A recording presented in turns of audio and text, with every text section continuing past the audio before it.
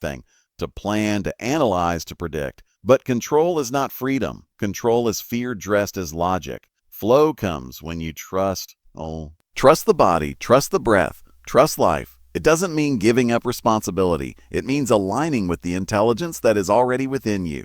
The river doesn't push itself to the ocean. It simply flows because gravity guides it. You are the same. When you remember your nature, you move effortlessly toward your destiny. I learned this in the mountains, far from everything. The snow, the wind, the silence, these are my teachers. One day, I was climbing and a blizzard came suddenly. The temperature dropped, visibility vanished, and I could feel the cold biting deep into my skin. For a moment, fear appeared.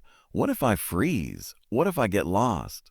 But then I closed my eyes and breathed. Fully in, let go. Fully in, let go. Slowly, the fear disappeared. I began to move again, not with panic, but with peace.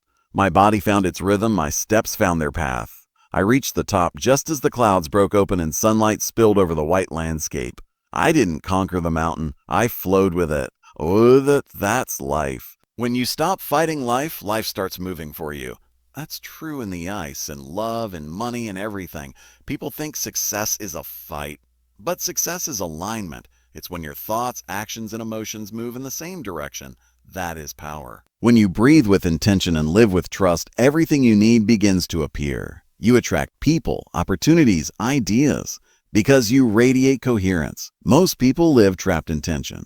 They hold their breath without knowing it. Their shoulders tight, jaws clenched, stomachs tight. That tension blocks flow. Breath is the antidote. Every exhale is an act of surrender. Every inhale is an act of receiving. When you breathe deeply and rhythmically, you open the gates. The energy that was trapped begins to move. You feel warmth, tingling, lightness. That's flow returning to the system.